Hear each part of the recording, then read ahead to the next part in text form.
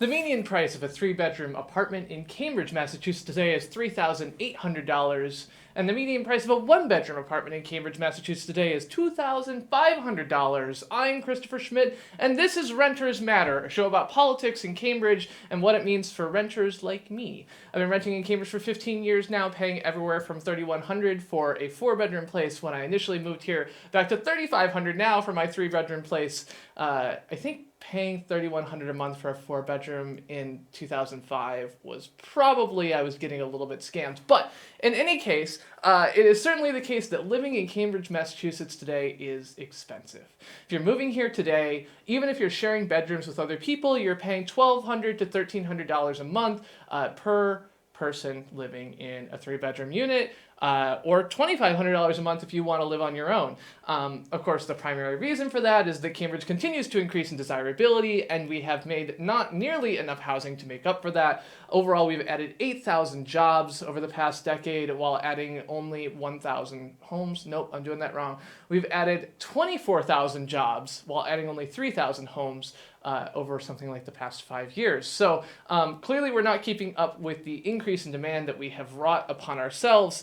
And yeah, so I'm thinking about this today because I just came out of a meeting at the Central Square Advisory Committee. The Central Square Advisory Committee today was hearing from about the development that is proposed at 544 Massachusetts Avenue.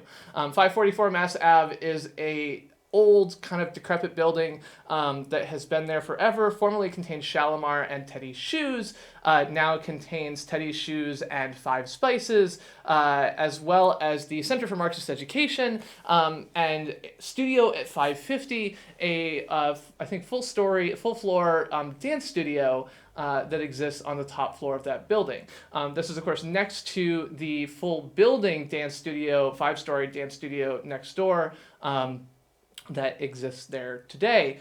So 544 Mass Ave, the proposal is basically to keep the first floor retail, and in particular keep it because apparently Shalimar was given a ridiculously good lease that they have, according to the property owner, forever. And they will intend to keep it.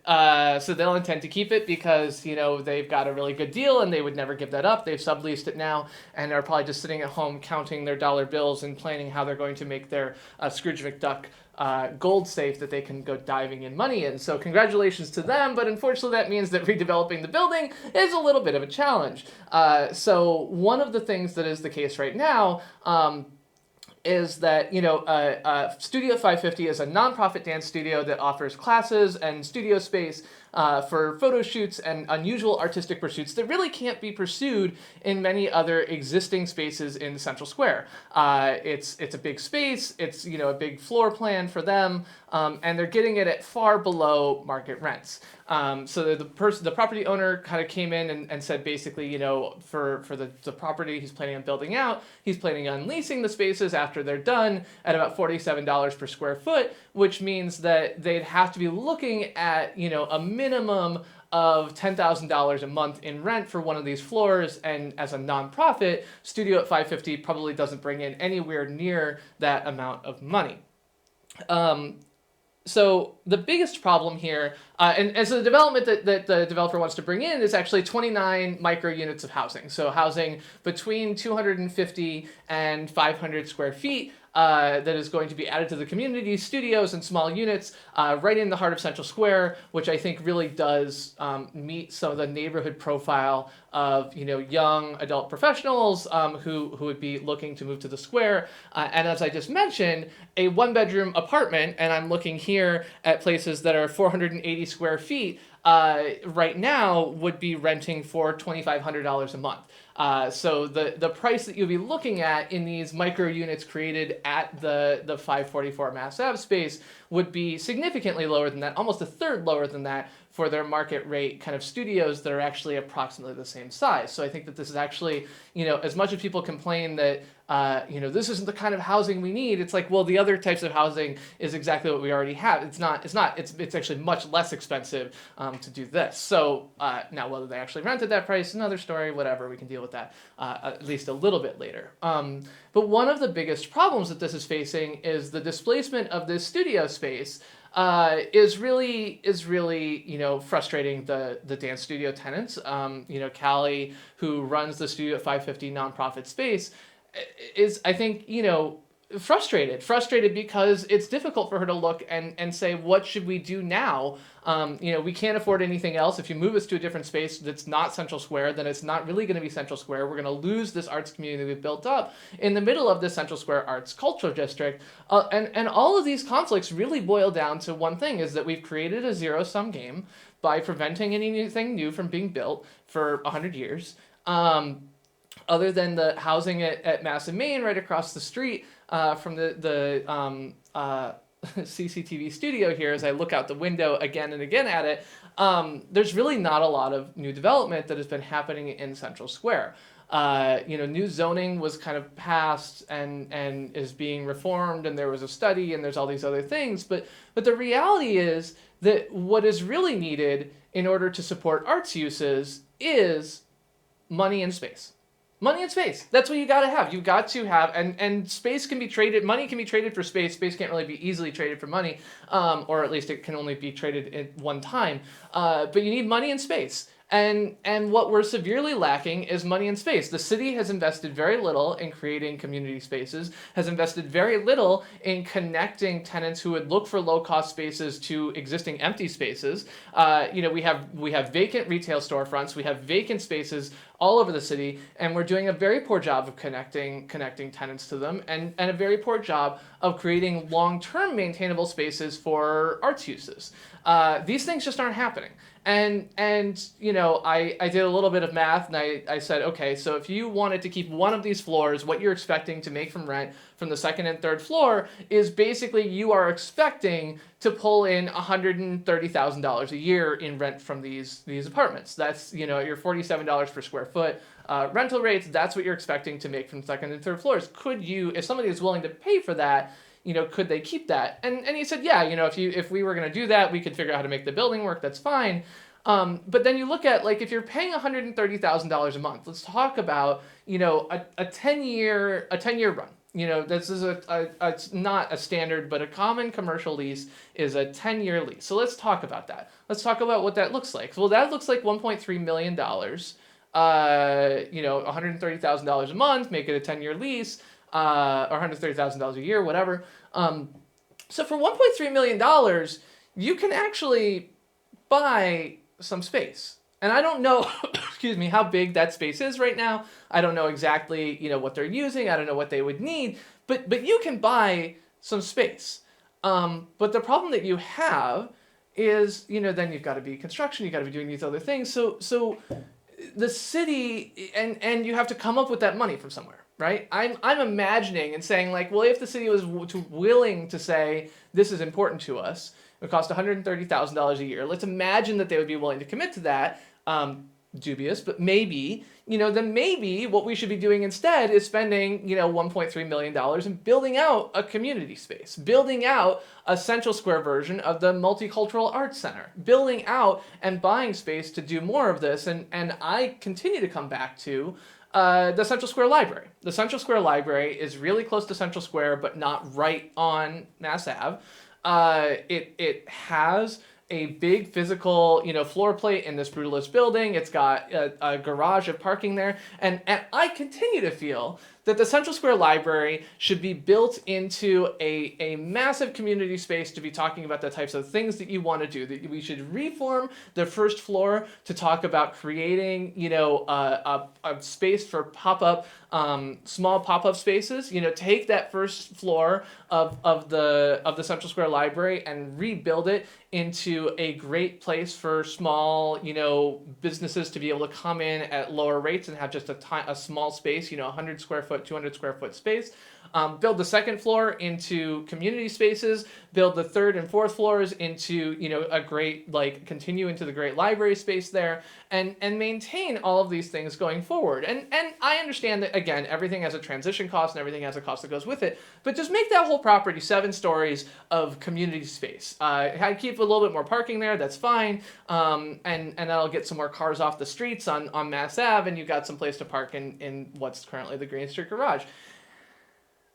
But we're not doing that. We're not planning on that. We're not talking about that. We're not really thinking about that as far as I can tell. And the city, despite all of its, hand waving around arts, doesn't seem to be committed to spending money and to making connections and to drawing lines that get you from one place to another. To get from, okay, Callie in Studio at 550 is likely to, if things go forward as they are, be losing her artist space in October of this year. Stuff will go for forward planning board, and by October of this year, you're really looking at things being under construction there. And they're basically going to be tearing down the whole building behind the facade and rebuilding it above that retail there. So there's not going to be space for them that is going to get torn down and rebuilt, in a completely new way. Okay, great. So what can we do in October of this year? What can we do in February of next year? What can we be working on to be moving forward with these plans to get things in there? And I think that, again, to refocus again on the library, let's talk about, the library actually has a relatively large meeting room that fits 100 people. It's a high ceiling space. It's a very high ceiling space, so that might not work for them, but got a lot of light, got a lot of these other things. So great. Let's talk about making that a commitment, that we make that a community space. Set up a schedule with Studio 550, a commitment with them to move to that space temporarily while you build up these other, opportunities, or while you connect them to another long-term opportunity while the city commits to that. The problem that I have continues to be, and we saw this with the EMF building, and I think that we have seen this before and see this again, is that I don't think the city is willing to, in the form of its current city manager, take advantage of opportunities to push for better outcomes for the arts. I think that the current city manager will squeeze a nickel until the buffalo screams. Is that what it sounds like? Is not willing to part with money for these types of commitments, and it's really going to take a concerted community effort of a concerted and specific ask, I think, in order to push these things, to say, look, here's what we want to do. We want to maintain this space. And I think that a nonprofit dance studio that has dozens of classes per week organized with low, affordable rates for people to use it is a great case for the city to be looking at that. It's a great case to be talking about, this is the type of use that you want to encourage, that you really want to bring that in, and how can we make this happen? And maybe the library space sucks because everything would be too loud and it would be a nightmare. Okay, fine. But what else does it look like? What spaces does the city have? What spaces do businesses have? What spaces can you connect people to? And why isn't the Arts Advisory Council making these connections? Why isn't, the city drawing these lines? Why, after, hearing from these people I've now been to 2 different meetings about this where I'm hearing about it. I'm hearing about it from, city council member or city council vice mayor Alana Mallon, brought this up on Twitter that alerted me to the concern at all. And I think has been, to what extent she has the power and authority has really pushed for arts funding and arts efforts in Central Square. Why is it that Callie, who I feel like is doing a good job, is feeling left out in the cold? Why does she feel like she has to go to the Central Square Advisory Committee and kind of beg for connections and beg for what's the process and beg for how can I get help? Why isn't there a place that people can go? And to pit housing versus arts against each other in this way is kind of both misunderstanding.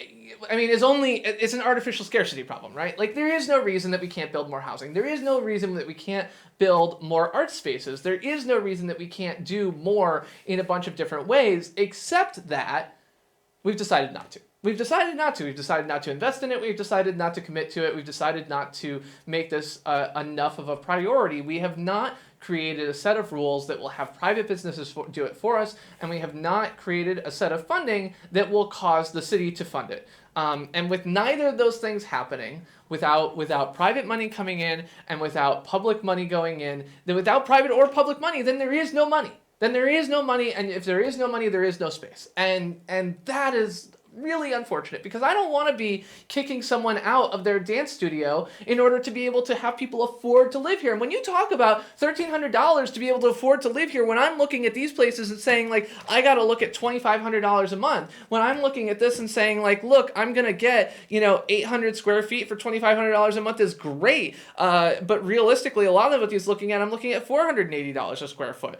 What I'm looking at is small places that don't have, 291 square feet. And we're talking about this being $2,495 a month.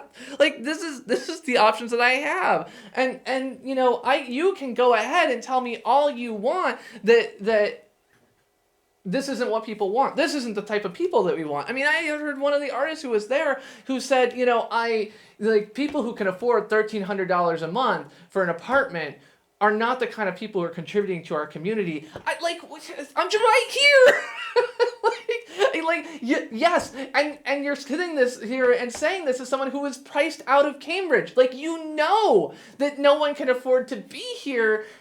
Are you saying that because you can't afford to live here anymore, like you couldn't be contributing? Like, lowering the prices is all that we can do. And yeah, for someone who's an artist who only makes $5,000 a year in funds, yeah, you're right. Like, we can't provide you an apartment for that price because we can't keep the lights on for that price. But and have you afford? I mean, that realistically means that you can spend $1,200 a year on housing, which is less than electricity. Like, that's less than a cost to heat a space. Like, you cannot fix that problem that way. And I don't know how to help you. Like, there is not enough money in the world that we could help everybody to that extent. And I'm sorry. I really am, because I love the people who can make art. I love people who can do these things, but we can't solve every problem. But that doesn't mean that we shouldn't solve any problems. And it doesn't mean that we shouldn't be looking at places that cost half of what a medium one-bedroom costs as offering opportunity to people who otherwise would not be able to be here, people who work at a nonprofit and can afford to be here, because despite the fact that not everyone can afford to live at those prices. Not everyone can, and I agree, but we have to do something. We cannot just keep sticking our fingers in our ears and saying, like, because it's not $800 a month, then we shouldn't make these apartments. Because it's not $700 a month, we shouldn't make these apartments. You will never make new apartments at $700 a month. You can't pay the people who put up the walls for that price. And that is like an exhausting, continual, repeated battle that I just keep having of saying, like, we have to do something. We cannot do nothing forever because it's not the perfect solution. We cannot do that. And the zero-sum game where we don't build housing anywhere and we don't build art spaces anywhere, and then everyone who has to fight over these, this 12 million square feet that are all that exists, and the people who keep coming in make more money and they buy more expensive housing and we build more expensive buildings, and in the end I just want to cry. I want to cry because we just keep digging ourselves more and more and more of a hole. And I want to cry because people keep saying that what we really need to make our communities work is families. Like I heard this morning at the city manager discussion, like I heard this evening at the Central Square Advisory Committee, that the only people who matter to make a community are families. And I'm sitting here going like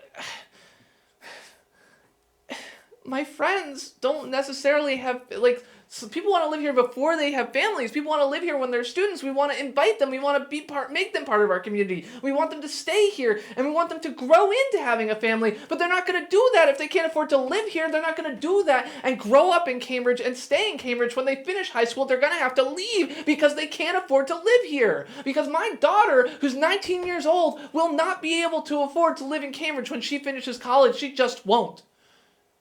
She just won't. And I can't even afford to rent a place that she can come back to when she finishes college because it costs too much. Because it does not make sense to maintain that as a portion of my housing costs when the prices are so high. And this morning, in the Government Operations Committee, the city manager, as I mentioned last week, has requested that his contract be renewed.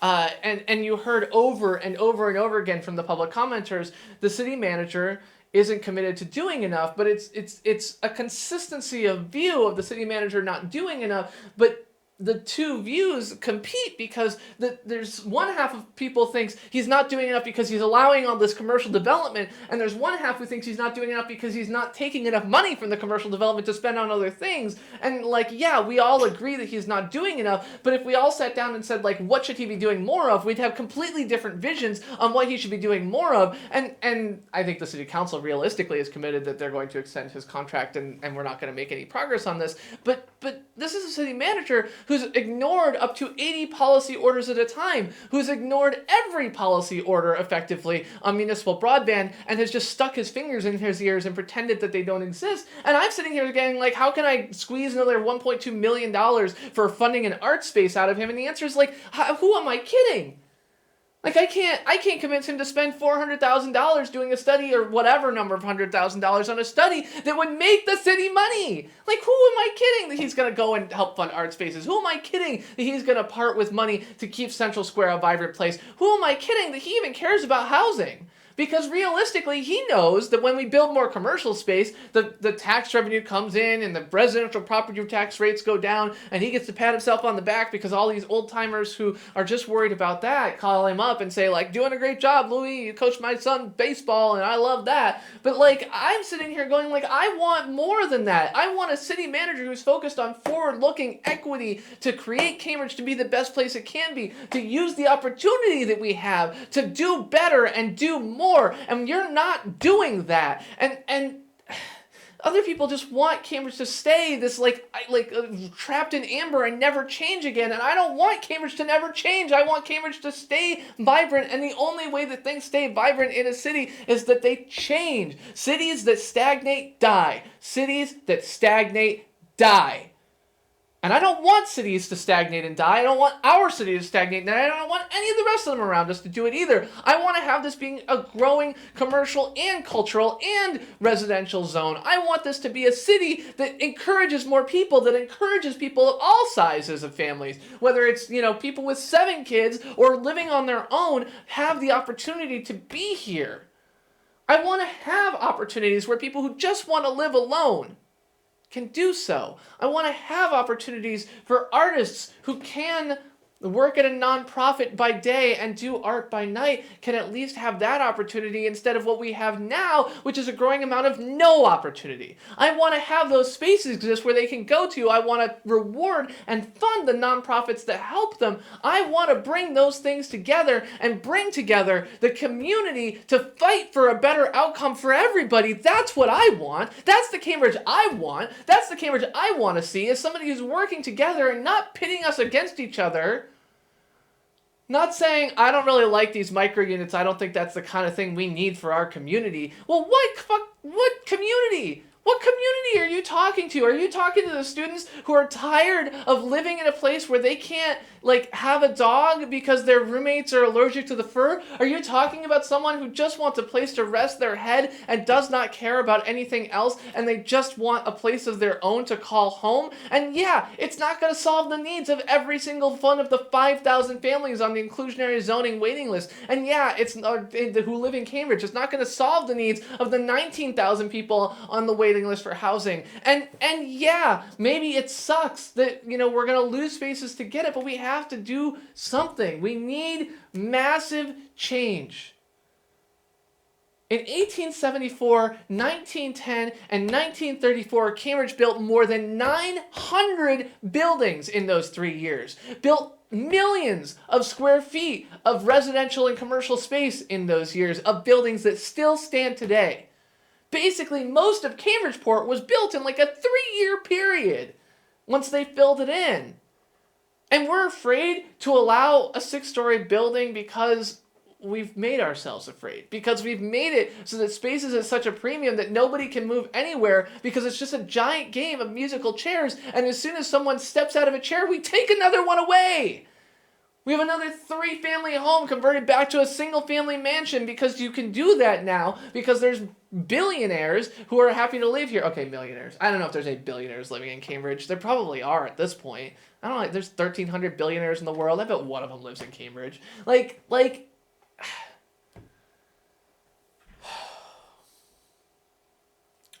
I don't know. I don't know what to do. I don't know what to suggest. I don't know how to fight. I don't want to make it a zero-sum game. I don't want it to be a competition. I don't want it to be where one person has to lose in order for another person to have a home to live in. I don't really love being told that people who can afford $1,300 a month for a place to live aren't the kind of people who contribute to our community. Because, like, that's my family. Our family of four is spending $3,500 a month to be here. And now it's really a family of three because my oldest daughter's moved out. Our family of three is spending $3,500 a month to live in Cambridgeport. We're spending $1,200 a month per person. And my daughter went to CRLS and participated in the Mayor's Summer Youth Program and is working on being, worked at the Salvation Army, helping provide daycare for the children of homeless parents. My wife volunteers at MGH to do baby cuddling in the pediatric department. I'm working to bring municipal broadband to low-income families across the city. Maybe not very well, but I'm trying. To be told, like, these aren't the types of people who are contributing to our community, I mean, you're just saying that new people aren't welcome here. And, I mean, I'm used to hearing that from people who don't understand that the rent is too high, who live in homes that they bought for $85,000, 30 years ago. I'm used to hearing that from people who just don't look at Cambridge the same way I do, but what I'm not used to hearing that from is from my peers who are priced out of Cambridge, to turn around and say, these people really aren't doing their share. That hurts. It really does. And the reason we're here is because we pit each other against ourselves, or pit ourselves against each other, or whatever. And I really hope we can stop that. I'm Chris Schmidt. This is Ventures Matter.